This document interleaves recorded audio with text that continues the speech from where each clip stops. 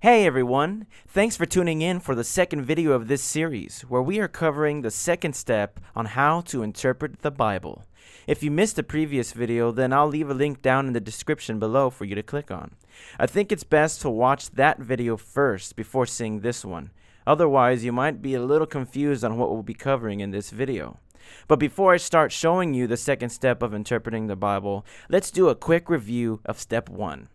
The first step of interpreting any part of the Bible is to study the context, which pretty much means to learn about the facts surrounding a certain part of the Bible. The context of the Bible is not always the same.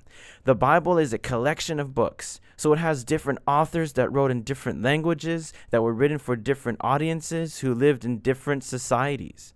It's important to know and understand these facts first before performing the second step, which we will cover right now. Now, I mentioned in the previous video that the first step, context, is closely related to a study known as biblical theology. In the same way, the second step is also closely related to something else known as systematic theology. So if you want to learn more about these first two steps, then make sure to study these two systems on your own time. But for now, I'm going to refer to the second step of interpreting the Bible as consistency.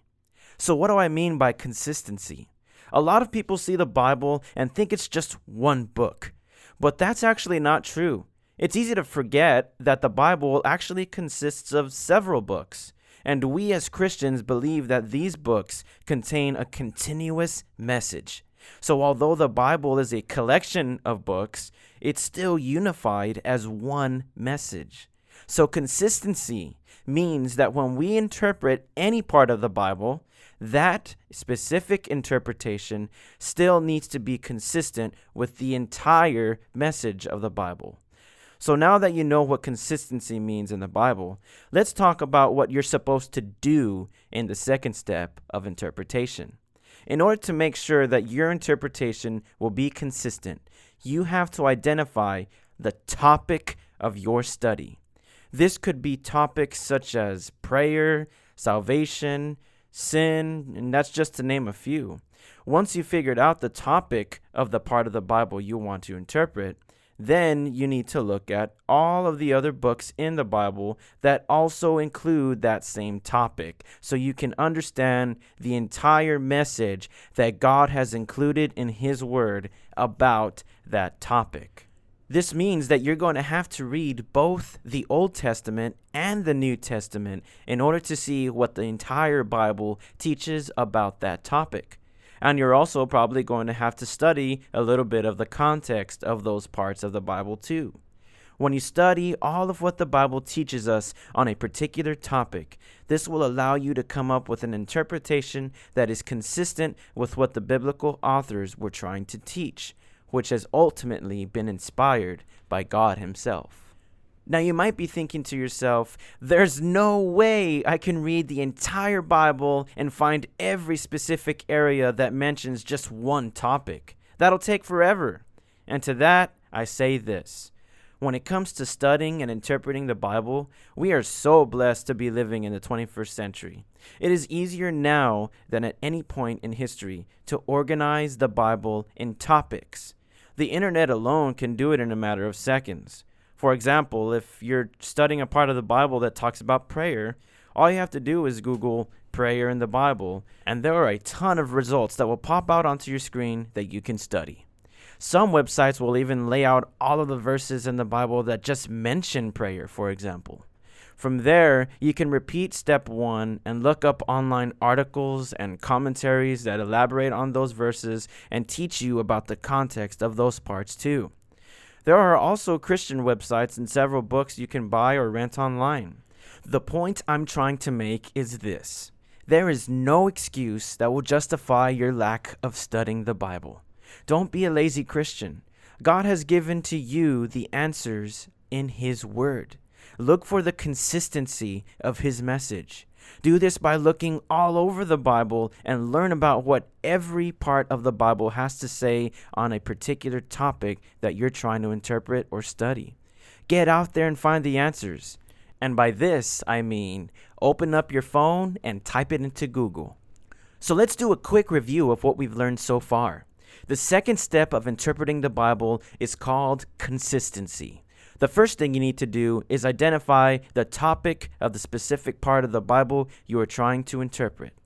Once you know what that topic is, then you need to find the other parts of the Bible that talk about this same topic. An easy way to do this is by using the resources we've talked about in the first video, which includes the internet, commentaries, articles, and even YouTube. The goal of this step is to make sure that you are familiar with what the entire Bible teaches on a specific topic so that your interpretation is consistent with the entire Bible. So now that we've learned about the second step of interpreting the Bible, let me give you an example of exactly how to do this. Once again, we'll use John chapter 10 as an example, which I also used in the previous video. In this passage, Jesus condemns the Pharisees for being poor leaders in the church and claims that he is now the good shepherd that will provide for the church in a way that they failed to do. So now, let's look at the consistency of this message. So the first thing to do is figure out the topic. The topic here obviously has something to do with being a good leader in church.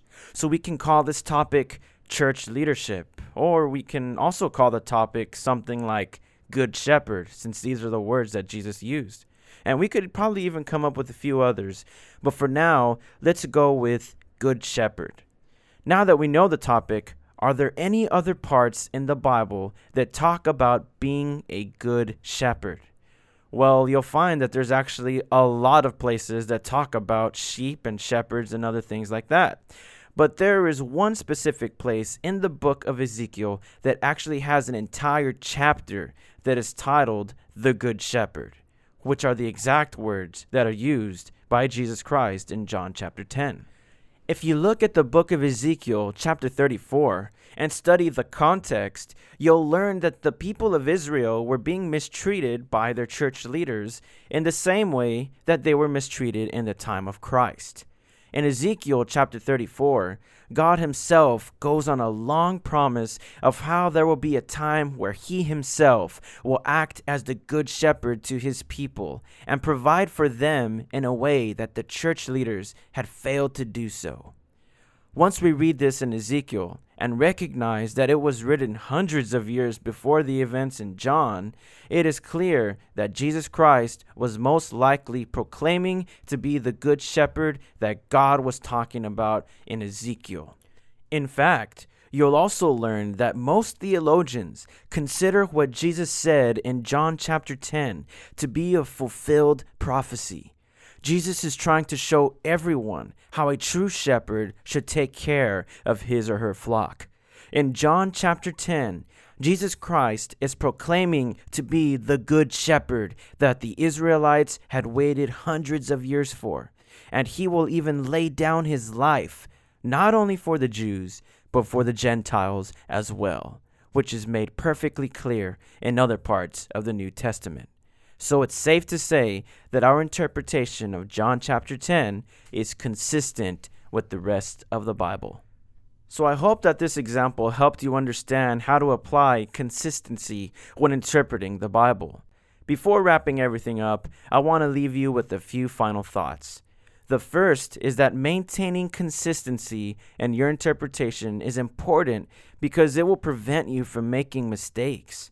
There will be times when you study the context of a certain part of the Bible, and it may still be a little confusing as to what the verse really means. It's in these moments that we need to look at the rest of the Bible that may provide a better explanation for certain topics so that our interpretation will be consistent with what everything the Bible has to say. The second thing I want to mention is to be very careful not to fall into the trap of thinking that the Bible contradicts itself. At a first glance, there may be some parts of the Bible that seem to contradict other areas. And there absolutely will be critics and atheists who argue that the Bible contradicts itself. But don't be fooled.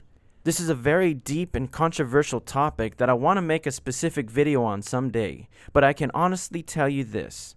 I've studied these so-called contradictions for several years now, and all of them have perfectly reasonable explanations.